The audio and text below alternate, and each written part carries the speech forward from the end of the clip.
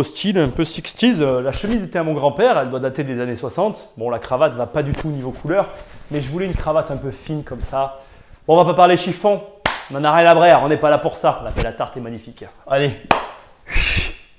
sérieusement. Bon, avant de commencer, en cliquant ici, ou juste là, vous pouvez télécharger tous les cadeaux que j'ai préparés pour vous. Il y en a vraiment beaucoup. Allez, cliquez, cliquez, cliquez, cliquez. Non, bon, c'est bon, je rigole. Je suis chaud là aujourd'hui, je suis de bonne humeur.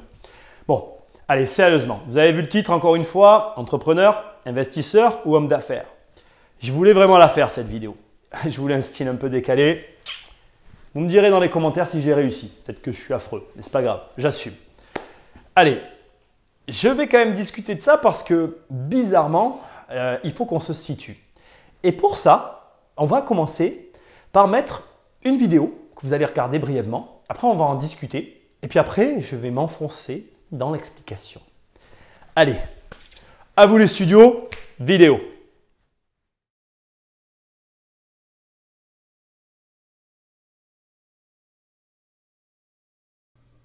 Alors, c'est moi que vous allez entendre. On se retrouve donc en Normandie avec Arnaud et Agnès, que voici.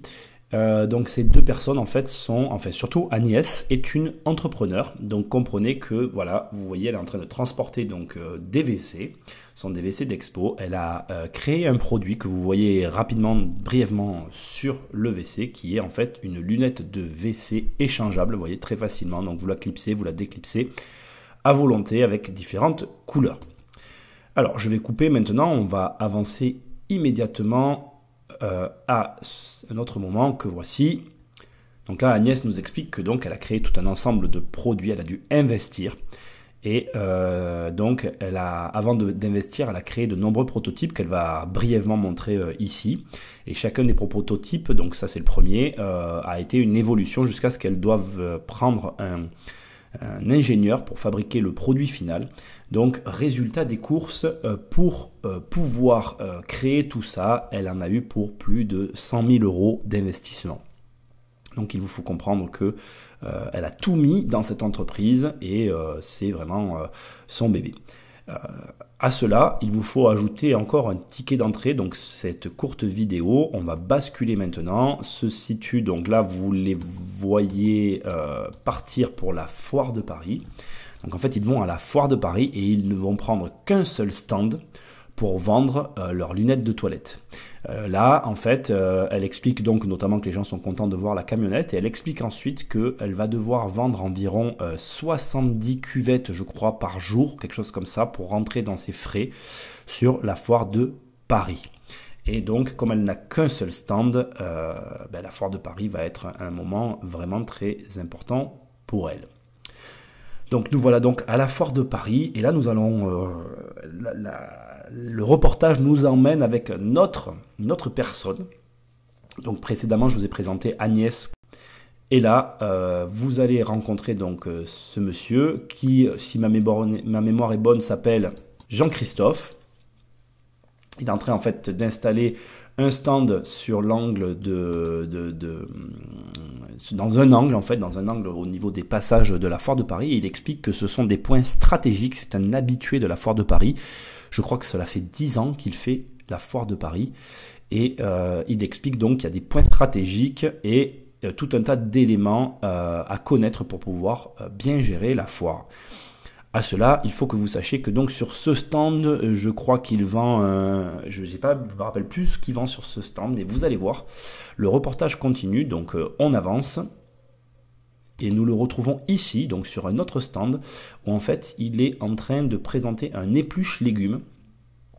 Et donc il explique en fait dans ce passage, de court passage, les cadeaux qu'il offre avec l'épluche légumes pour déclencher la vente. Et ce n'est pas fini, on va couper et on va se retrouver maintenant, on va le suivre comme voilà, vous le voyez là, et on se retrouve sur un autre stand encore, comme vous pouvez le voir. Ben voilà, c'était le stand de tout à l'heure avec les garanties à vie. Ce sont ces petites pailles, ils les appellent des pailles, en fait ce sont des choses qui permettent de fermer les sachets. Donc là il montre rapidement un exemple. Et là, il explique qu'en fait, il a pris 3 ou 4 stands de ce type pour ses pailles parce qu'il croit énormément dans le produit. Et donc là, vous êtes sur une personne qui est à l'opposé de la personne précédente que je vous ai montrée. Alors voilà, on le retrouve encore là avec un déboucheur de toilette. Au total, Jean-Christophe a pris 11 stands.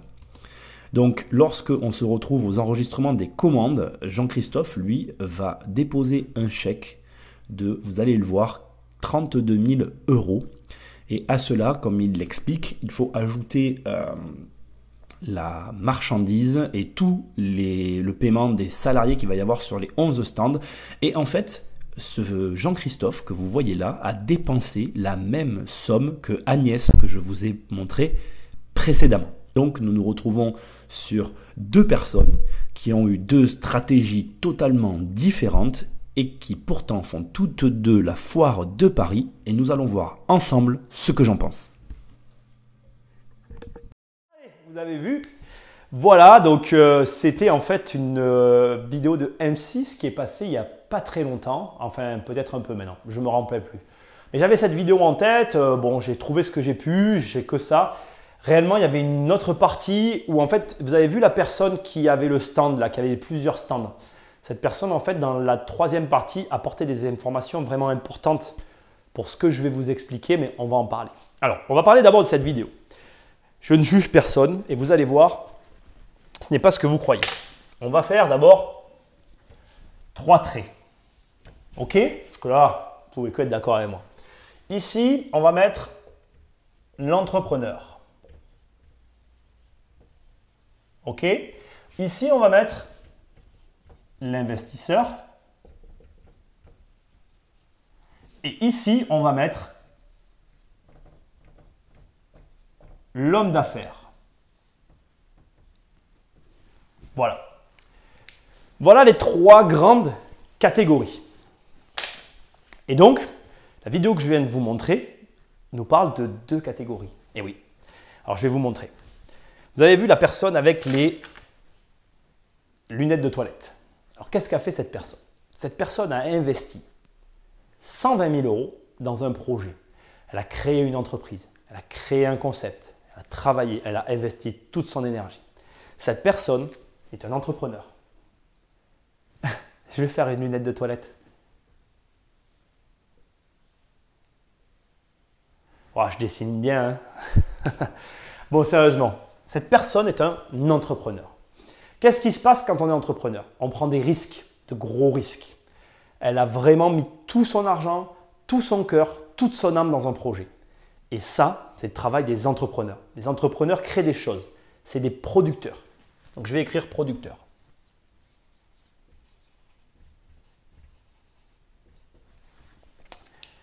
La deuxième personne que vous voyez sur la vidéo, est pour moi un investisseur. Mais c'est discutable parce qu'en fait, vous n'avez pas la dernière partie de la vidéo. C'est aussi un entrepreneur. Et puis, peut-être que certains vont le mettre dans la catégorie des hommes d'affaires. C'est vrai qu'il a vraiment beaucoup de casquettes. C'est un mec intelligent, quoi. Mais bon, au-delà de ça, pourquoi c'est un investisseur? Alors, lui, je vais faire une paille. Comme ça, vous comprendrez de qui je parle. Je dessine tellement bien. Voilà. Pourquoi c'est un investisseur? Lui, en fait, a investi globalement le même montant à l'arrivée. Pas dans le même délai, juste pour le stand, en fait. Mais enfin, pas le stand, les stands. Mais lui a divisé ses risques. C'est-à-dire que lui, l'investisseur, va chercher à augmenter. Comment dire? Je ne trouve même pas mes mots, vous voyez. Il va chercher à diminuer sa prise de risque. Voilà. Donc lui, en fait, c'est plutôt, je dirais, l'investisseur, c'est quelqu'un qui cherche l'effet de levier.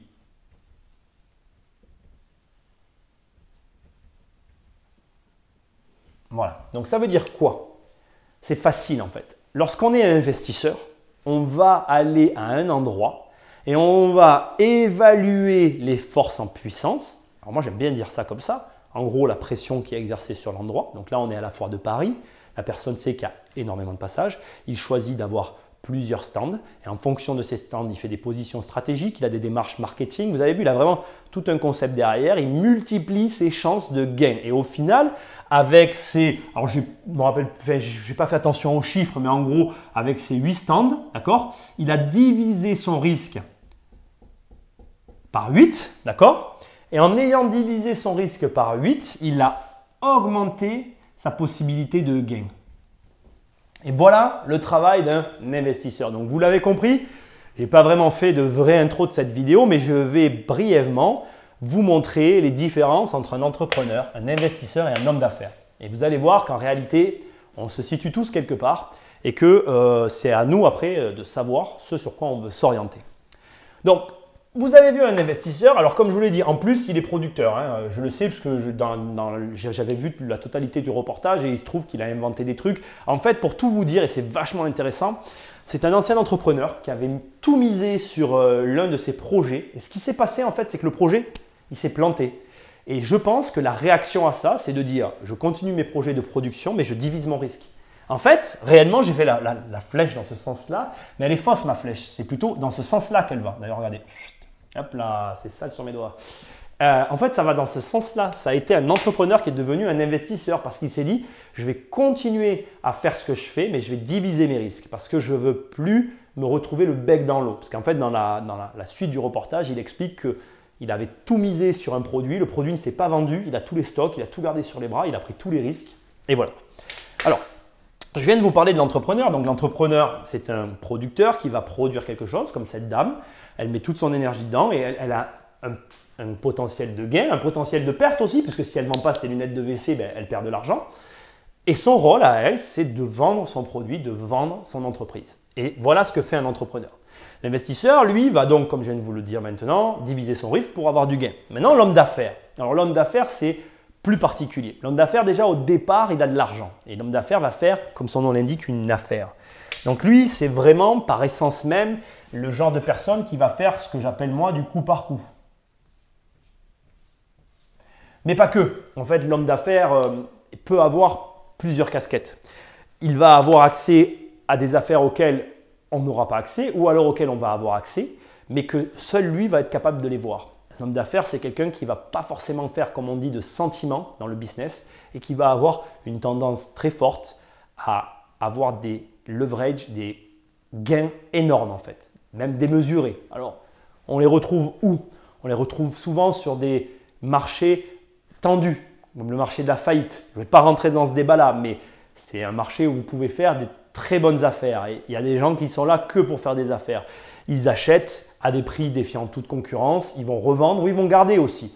Et après, à partir de là, il est, pour moi, alors c'est ma définition, mais l'homme d'affaires, pour moi, se meut dans ces deux catégories parce qu'une fois qu'il a fait son business, il peut se permettre d'être investisseur et même entrepreneur puisqu'il a en amont récupéré quelque chose de tellement important, de tellement rentable que derrière, il peut réussir tout ce qu'il entreprend.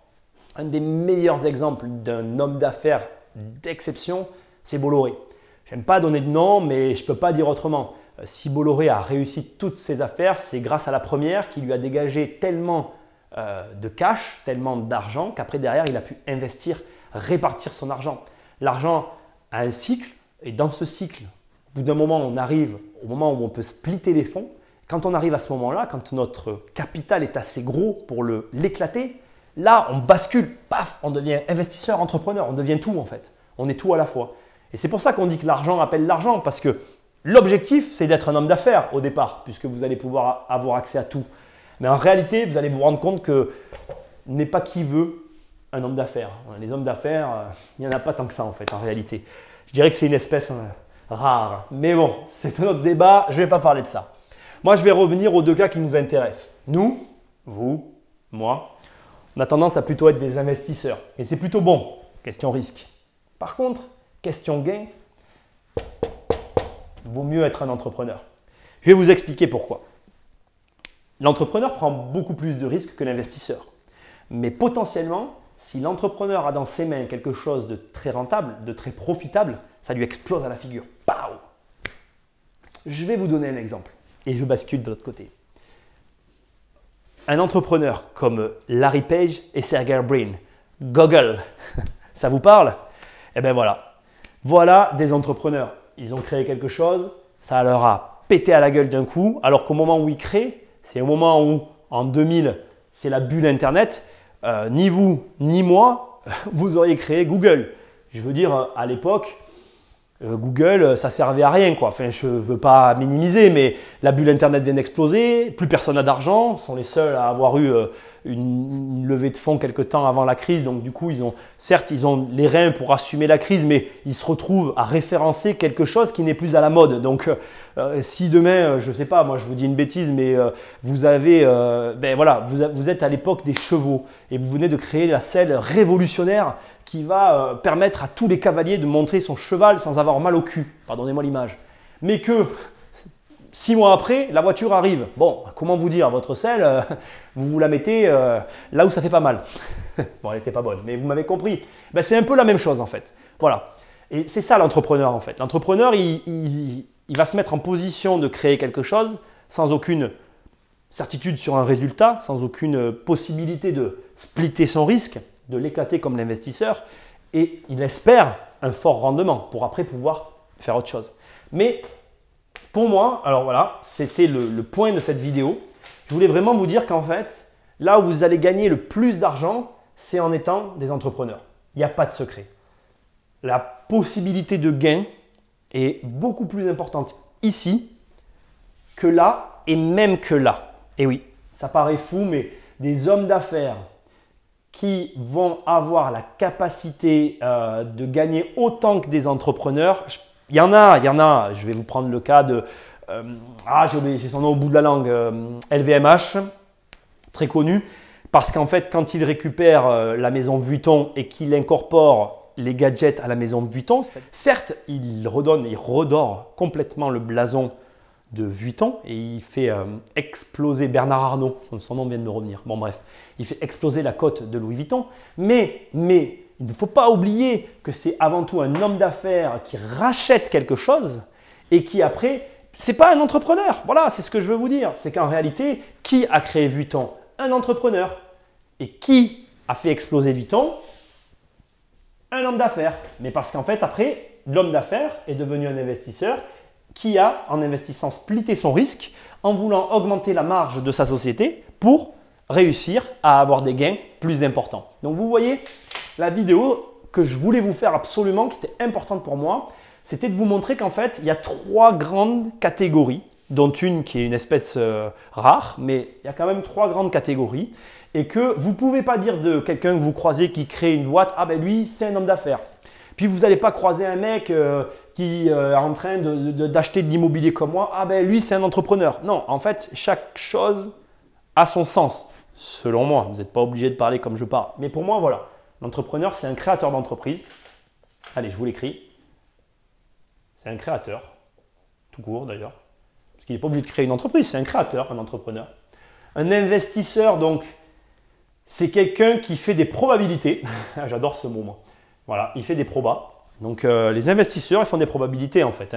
Moi, personnellement, vous qui me regardez, si vous faites de l'immobilier, vous faites des probabilités. Et si vous achetez 5 biens immobiliers, en fait, si vous avez 5 biens et que vous avez un impayé, eh bien, en fait, vous avez donc démultiplié vos chances d'avoir moins d'impayés. Sur 5 biens, vous avez un risque, bon, même pas le risque, en fait, il est sur 10. Mais bon, voilà, sur 10 biens, voilà, vous risquez d'avoir un impayé. Donc, vous faites de la probabilité, quoi. 10 pour 1, voilà, c'est comme une cotation. Et enfin, l'homme d'affaires, pour moi, l'homme d'affaires, c'est un peu difficile à situer. Même pour moi, j'ai du mal à le définir. Je dirais que c'est un acheteur. Voilà, avant tout. C'est quelqu'un qui sait acheter, qui sait voir les choses. Sincèrement, je pense qu'on a tous besoin d'être au contact d'hommes d'affaires. C'est quelque chose d'important. Mener des affaires, c'est important. Mais c'est quelqu'un qui a tellement de casquettes, il va avoir tellement de choses à gérer que j'ai du mal à le définir. Mais pour moi, les hommes d'affaires, voilà, Bernard Arnault, Bolloré, sont des gens qui vont avoir un sens aigu des affaires, mais qui pour autant ne sont ni des entrepreneurs ni des investisseurs. Ce sont des gens un peu en retrait, mais qui vont avoir cette capacité à mener les choses. Des meneurs d'hommes, des mecs qui ont une certaine aura, des gens qui sont capables de faire des choses que, en réalité, ni l'investisseur ni l'entrepreneur ne seront capables de faire. Et vous l'avez peut-être vu, mais il y a des gens qui pensent en fait qu'il y a plusieurs typologies de personnes. Et je ne suis pas du genre à croire à certains trucs, et bon bref, on ne va pas rentrer dans ce débat-là, mais c'est vrai, je vais le dire, Je pense qu'en effet, il y a des typologies de personnes et je pense qu'on est tous différents et on ne fait rien seul. Voilà le grand point. C'est clair que si demain, un entrepreneur et un homme d'affaires se rencontrent, et voilà la réussite, quoi. Il y a des histoires comme ça, je ne les ai plus en tête, mais je crois que l'histoire de Robert Louis Dreyfus, c'est ça en fait. C'est la rencontre entre un entrepreneur et un investisseur ou un entrepreneur et un homme d'affaires. Bon, enfin, vous voyez, quand on se rencontre comme ça, quand il y a un point de convergence, eh bien là, je pense que là, on arrive à faire de grandes choses. Voilà, je vais arrêter parce que j'adore parler de ça, je pense que vous le voyez. J'espère que ça vous a plu. L'idée, c'était de vous montrer en fait ces 3 types. J'espère que la petite vidéo vous a plu. Si vous êtes l'une des personnes de cette vidéo, je vous présente mes excuses d'avoir fait cette retranscription sauvage. Mais j'étais obligé parce que la vidéo que vous avez vue de M6 était franchement un des meilleurs reflets de ce que je voulais vous dire là. Voilà, alors j'espère que vous avez pardonné mon style 60s. Je compte sur vous. Vous me mettez juste ici un bouton j'aime. J'ai vraiment besoin de vous. Et puis, je vous dis à bientôt pour les prochaines vidéos. Salut!